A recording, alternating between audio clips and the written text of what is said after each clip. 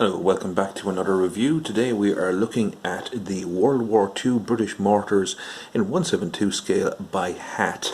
Interesting little set, these guys. I've been looking for them for a while, a couple of years back, and eventually I stumbled upon them. They seem to be kind of hard to get these days, but anyway, here we are. These were complemented by a set called the World War II British machine guns, which we will look at in another video. Basically, this set here is used to augment your already existing forces, shall we say, by providing some heavy or light to medium weapon support.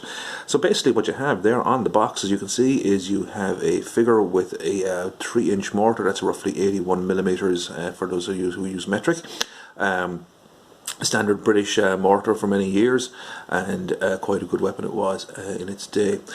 Basically, the soldier there is in a basic battle dress. He's got his 37 pattern webbing and he has a mortar shell in his hand. That figure is not actually in the set as such, although there is a figure quite similar to it, and that's basically the art. The artwork on HaT is fairly basic normally anyway, but it gets the message across.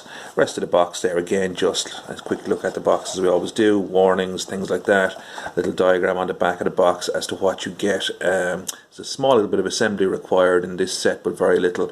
Just the mortar basically just goes together, the stand kind of goes together, and you glue it together and off you go. So that's basically it. You get all of these figures on one sprue, and you get 4 of those sprues. So that gives you 8 poses, 32 figures. These were released about 2009. I picked them up around then, if I remember correctly. And that's basically the box. Usual warnings, children are dodgy, be careful of them, etc, etc, and off you go. So a little look at the sprue while we're here, and that's the sprue there basically, as you can see. And the sprue itself consists of, I might just raise this up a little bit for you guys. On the left there you have the guy similar to the chap on the cover, or the box frontage, and he is obviously loading the bomb as such, a little mortar bomb around into the tube. The guy next to him is carrying a case of mortar bombs. Quite animated figure he is too, in fairness. Detail isn't bad at all in these. Could be better, yeah, absolutely, but could have been worse too, so quite happy with these. The chap there with the radio, I believe that's supposed to be a number 18 radio, a rather simplified version of it, as you can probably tell there. But look, these are kind of, I think, primarily for wargaming, so you wouldn't be too worried about that. You have the little 2-inch mortar there, which is a handy little piece of ordnance, and that would be operated on the ground. Normally you'd have a second crew member for that, at least, but you don't get that in this case really. There is a guy on the bottom here, which we show again, which you probably could incorporate. He'd be incorporated into that if you were using him. Turn it the other way around, and here you have this guy here. Seems to be an NCO with a, it looks like a plotting board. Basically the radio operator would give him the information as regards the fall of shell, and he would plot that and so on, and fire would be corrected after that. On top here you have the stand for the mortar. This is the guy who would probably best interact with the 2-inch mortar, as shown on the back of the box there earlier. He could also work with the larger 3-inch as well, because you probably have a crew of 3 to 4 with that, and gun commanders and so on and so forth. Here we have a guy here who's obviously operating the mortar itself, and you have a kind of a gun commander kind of officer type there as well.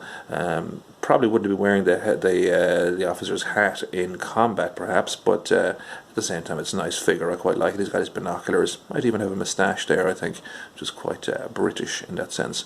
Back of the figures there again, detail isn't too bad at all, even underneath there on the guys lying down. So quite a nice little set, in fairness, and I'm looking forward to painting these guys up. The mortar, when assembled, basically, if you can see that, that's what it looks like there. So a little bit of detail, much better than Matchbox, you know, in fairness. Could be a bit more detail, but it's okay, absolutely, quite happy with that. So I'm looking forward to getting these guys together and painting them up and seeing how it works. So we will do that right now and be right back to you. Hey guys, and welcome back to part 2 of the video. So here we can see the painted up versions of the World War II British mortars in 1/72 by HaT. I've given them a very simple coat of matte enamel 26 by Humbrol, and boots are matte black, and the green stuff there, the radios and the mortars themselves are Humbrol 86, again matte enamel. The webbing is matte 83, and that's basically it. A few little bits of shading here and there. Used a little bit of the matte 26 and some matte white for some dry brushing, and basically then a little bit of I think it's a Citadel product, kind of a silver dry brushing product for the metal work and stuff like that, and that was really it. So I'm happy enough with them. I mean, as I say, my usual disclaimer, not being the best painter in YouTube them, but at the end of the day, you know, for what they are for wargaming and that, they seem to come up fairly well. Mounted on beer mats as per usual, a little bit of a Hornby railway flock, and that's it really. I'll give these a little squirt of hairspray later on this evening just to affix that that flock to them. So you can kind of see the, as I say, the mortar turns out fairly well. There's the two crewmen there with that. There's your officer, if you can come into focus there. Quite a nice little guy. I didn't do the moustache, but there you go. No, fairly limited as regards detail. There's enough of detail on them, to be fair, but at the same time they're not massively detailed, it has to be said. So just to bear that in mind. What else is there? This is the guy running with the mortar bombs in the package, or the carrying case, I suppose. So you can see there, webbing comes up, fairly detailed. Webbing's kind of thick on it there, particularly at the back, just to you can kind of see it there. Obviously, if that was a true scale, it'd be a little bit smaller, I suppose, or more, wouldn't be as pronounced perhaps. Kind of the plotting board, yeah, nice figure actually, cool to have that. And then you have the actual 2-inch mortar. Now I said earlier in the video that I wasn't sure if there was a crew member for this, but obviously when I have it done, I realised that the guy lying down was most definitely the number 2 for this weapon, as the case he's carrying is smaller than the case the guy running with the ammunition is carrying. So obviously enough, that's the smaller rounds for the 2-inch as opposed to the 3-inch mortar. So that's that guy. Just a little bit of size comparison. There's the guy running with the mortar case, and here is a Revell guy I did many years ago. So pretty much okay size wise as regards you know, if you're working them into a battalion with those guys, which I probably will be.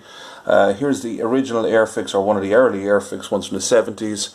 So you can see he's a little bit smaller. I'll just move the Revell guy here for a second just to show you. There is the kind of current Airfix infantry there as well. So all in all, not too bad. Matches in better with the Revell guy, or Revell guy, if you, whichever way you pronounce that. But I'm happy enough to work him in with these other Airfix guys as well, which is kind of what I will be doing, is reviewing those coming up at some point. You might notice the Revell guy is kind of shaded a bit strangely. That Citadel flesh wash back in the day, that was kind of all the rage, to put it all over your figures as opposed to just on the flesh. Yeah, kind of sorry I did that now, but anyway, I might redo them, I don't know, we'll see what happens in the future. But all in all, I'm pretty happy with them, I must say. The HaT World War II British mortars, the complementing set the machine guns is pretty good too.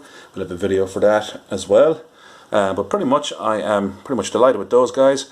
They're a good little set. They'll augment any of your forces, particularly for wargaming. As I say, they're probably best for wargaming, given the level of detail on them isn't bad, but it's not fantastic.